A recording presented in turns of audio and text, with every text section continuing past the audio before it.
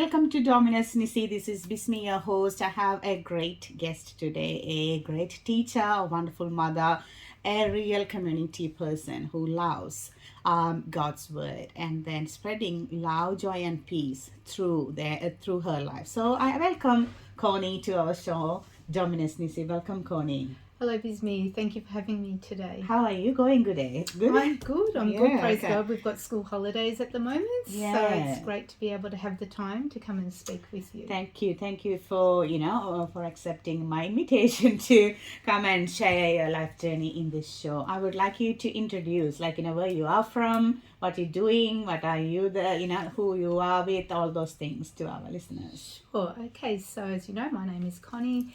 And I'm married. My husband's name is Lee. He's an amazing husband and life partner. And I have an amazing son, Daniel, and his gorgeous partner, Jocelyn. So I also have my mum. I lost my dad about 8 years ago, but and my brother and my sister-in-law, niece, nephews, so many wonderful family extension. Yes. Being my parents from Italy, they migrated to our wonderful country in 64 and built a life together, and that life has blessed me in many ways. That's great. So you live near the Wyndham area, right? Correct. Yes, I'm in Hoppers Crossing, and I'm a parishioner at St. Peter Apostle. Okay, Mission that's Parish. why I met you first time That's over right. there. Yeah, and That's then right. I was really inspired with your testimony in one of the conversation, and that's the reason why you're here. But because I thought I should share that good news to my listeners. So I would like you to go back to your childhood and how was your faith journey from childhood? I know it's like being an Italian, you will be close to God, but how was your journey? Oh, definitely. I suppose from the very beginning, my father built our family home when he was single. He went back home to get married and then brought mum to Australia, but our house is across the road from the church. Wow. So, of course, from our lounge room window, I would see the cross and I would see the church. So, growing up, every Sunday we went to Mass, and as I grew up, I loved music, and so Mum and Dad sent me with my cousin, and we went and learnt how to play the guitar and how to sing. And so, of course, as we grew up, we were encouraged to share those gifts at Mass. So I remember playing the guitar with my cousin and singing, and with lots of friends and having fun.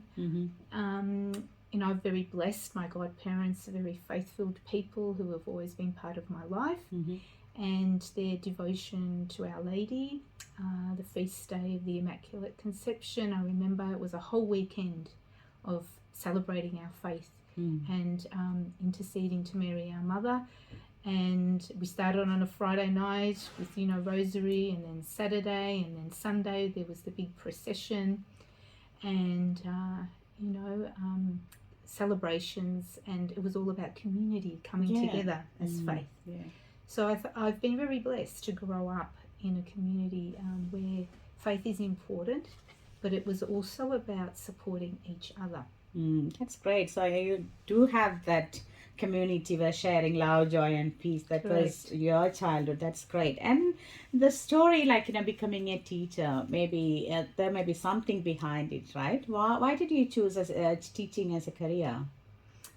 Yeah, it's a very good question. I suppose now, my mum told me, from when I remember being, I suppose, 8, 9 years old, I used to play school. So I'd go to school, and on the weekends I'd play school. So my neighbours, poor things, they would be my students. And Dad made a blackboard for me, so it would be, so the garage became my classroom. So we'd have lessons, and I remember it was reading, writing, and then stories about Jesus, and then I suppose I just always had this passion to share story.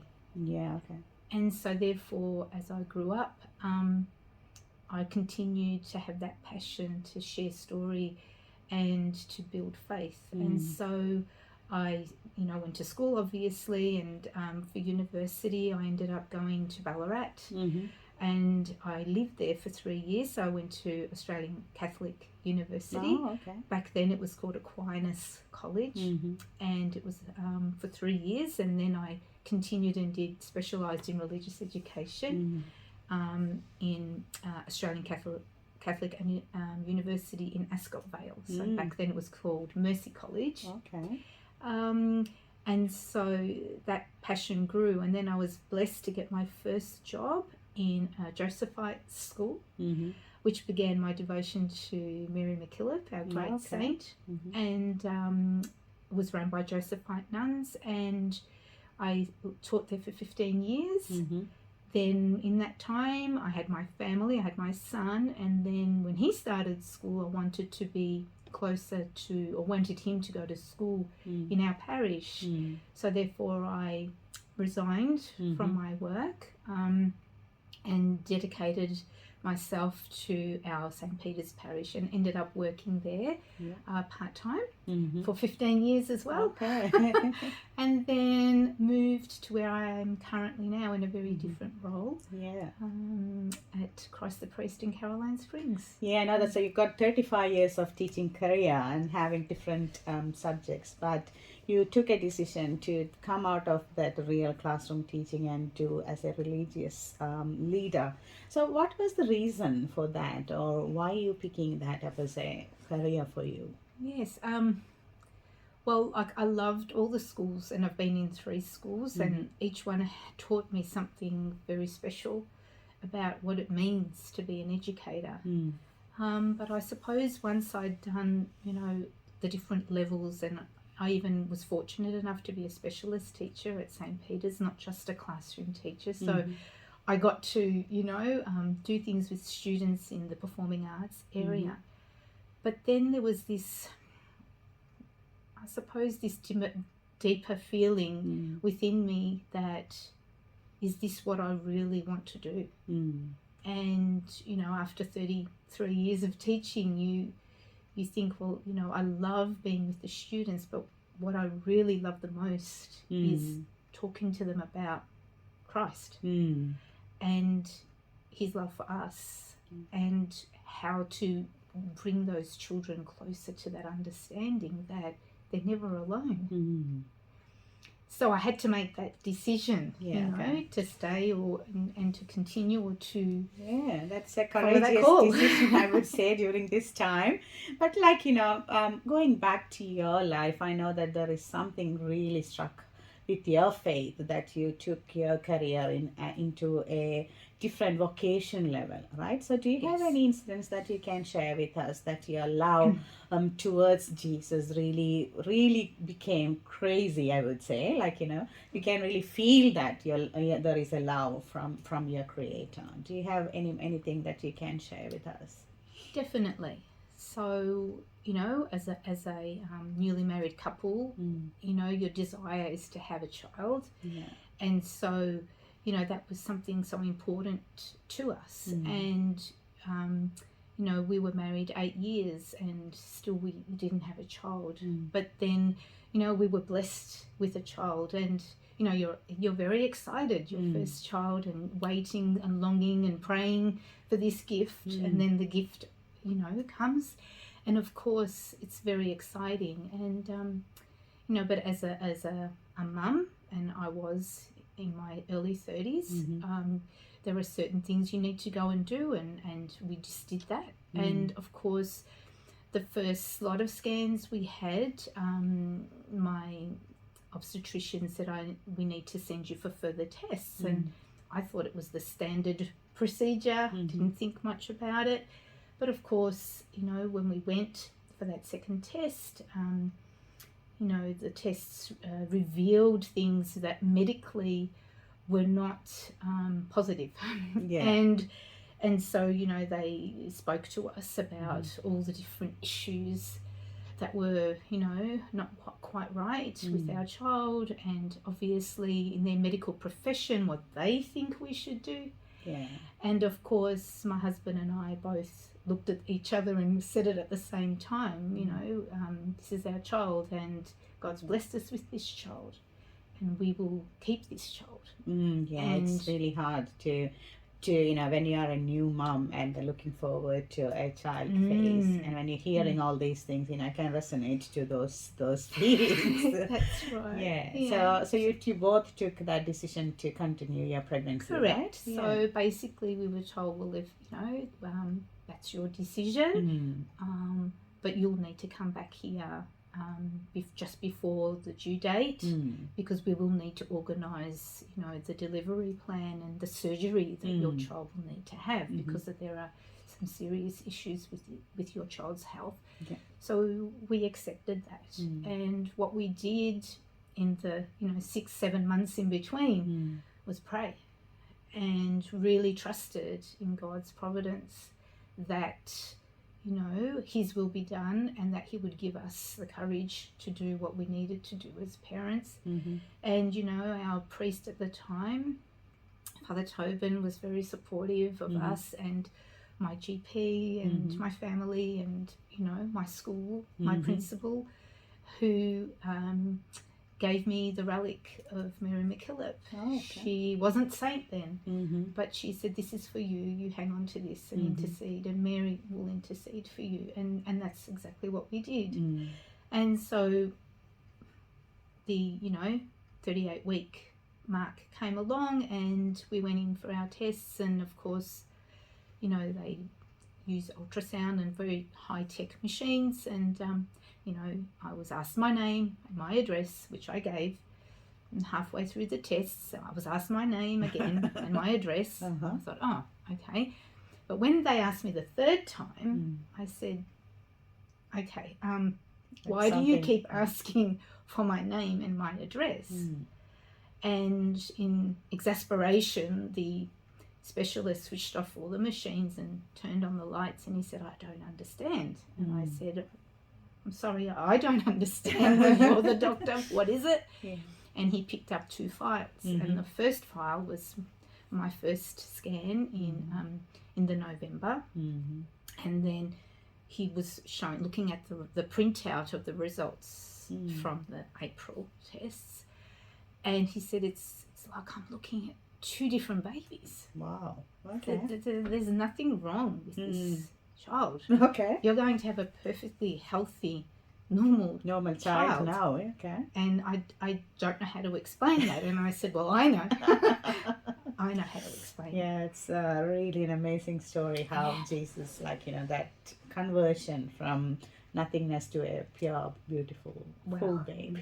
Yeah, and I mean, you know, my son is 24 now. And wow, okay. He's, you know, every time I look at him, I'm grateful. Yeah, exactly. I can really, like, you know, resonate to your story, Connie, because when you become, going to become a mother and then hearing all those things, you know, you at least feel like I need to see face of my baby first, you know, because I really feel that pain because I had similar situations, and still my baby born now he's 10 years, but he still have no real troubles, but sometimes science will give the chances to test our belief with God, how we are close with Jesus, right? Well, it's putting faith in action. Exactly, yeah.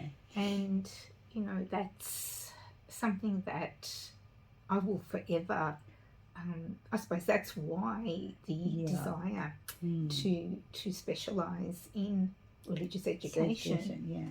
And because I have not a theory, I suppose, but I have a belief where I like to take the students and the fantastic teachers that I work with, and an amazing principal, Adele Vesti. I like to say that our faith is head, heart and hands. Wow. So what I mean by that is we know about our Lord and we know about his life and we know about what he did, and the greatest gift he gave us was himself and his life. But the fascinating thing is that, you know, he wasn't a scholar. I mean, he was God. But look at the people that he worked with. Look at the people he met. He didn't judge. And, you know, like today's gospel, I didn't came a doctor to heal those who are well. I came to those who need. Who need. And we're human beings. We all have needs. But, you know, it's where we go to fulfill those needs. Yeah, that's that three heads. I like that, head, heart, and hands. So that's your motto for That's your my life. motto. Okay. That's right. So can you explain a bit more about that head, heart, and hands? I understand, like, your life is like that, yeah, right? You were on like a full in that teaching capacity with all the knowledge in your head. That's correct. Then you did something with the. Can you explain that a bit more? Okay, so again, you know, study, and obviously, you know, you need to be professionally trained to be an educator. Yeah. But I soon learned that, you know, all the facts and the theory, in fact, they're looking at changing the way teachers are prepared, because they're saying that there's so much theory, but there's not enough practicality. There's not enough practical work. So it's in the doing that the knowledge becomes real. And, you know, our children learn in different ways, and adults learn in different ways. Yeah. But when we do things, it becomes more ingrained. So my hope for religious education, but even education as a whole, is that knowledge, greater knowledge, comes from the doing. So it's not enough to tell our children about Jesus. It's not enough to tell our children how to read and write and how to count. It's by giving them the opportunity to do things that they become more familiar with the content. But then what I'm looking for is a heart response. Okay. So I believe that if our children are not moved by what they hear or what they read or what they see or what they're told, I don't think that then they can go out and do with their hands and then live out that faith. Sometimes the doing comes first. They need that experience of doing something, and then the knowledge gets deepened. Okay. So, for example, at our school, you know, the sacramental classes are very special, but all the classes are special. So the religious education program that we use gives students the opportunity, it's a pedagogy of encounter. So therefore, once the students are exposed to a provocation, they get thinking and wondering, and then they ask questions, and then we show them how the faith, you know, we can teach them about that. And then we look at, well, what's happening around their world at the moment. For example, Catholic social teachings on the common good, Laudato Si, Pope Francis's encyclical on caring for our environment and caring for each other. That is a unit of work that we're actually doing this term when we go back, and we start with, you know, the children experiencing their creation. But what happens is then we look at Catholic social teaching and what that actually means, and how we are called to look after God's creation and the gift of each other. And then they go out, and for example, our grade 2s did this last year, and then they had someone from Bunnings come in and they beautified our school and planted seedlings and took some home. And then from that, one of our young teachers started up a gardening club. So we actually had so much produce in the garden that parents are buying it and donating money, which goes back into the community, back into buying more seedlings and giving the students. And these clubs, the gardening club, for example, is the hands part of the faith, where at lunchtime, instead of playing, the children come and work in the garden, and then the produce is shared with the families in the staff room. The senior children, once they have completed their first Holy Communion and confirmation, the heart response of the gifts and fruits of the Holy Spirit is to volunteer their time to be part of the Mini Vinnies group. Wow. Okay. So our year 5 and 6 students, part of their confirmation commitments is to give of their time to inform students of social justice issues. And, you know, we've done things like it's not okay to say or to be, you know, rude to each other, or if you see something unjust, say it's not okay and move towards being an upstander. Because would Jesus allow that to happen? You know, Jesus spoke against people being judgmental. So it's that whole process of head, heart, hands. I hope that makes sense. That's really wonderful way, because in today's prayer we were talking about 3F, about shame, like flight, fight, freeze. Those are the 3 words we were talking about. The same way the 3H is a real words that keep in mind how you can spread the love. So we were talking a little bit about your story, and then what's happening. I'll take a little bit break here. Sure. And then when we come back, I would like to explore a bit more how you're spreading your love, joy, and peace in your community. And we'll see how the school, our teachers will get inspired. So stay tuned. We are coming back again with the different techniques and tips that Connie is doing in the school area, where it will be very challenging during this year. So stay back. This is Dominus Nisi with Bismi.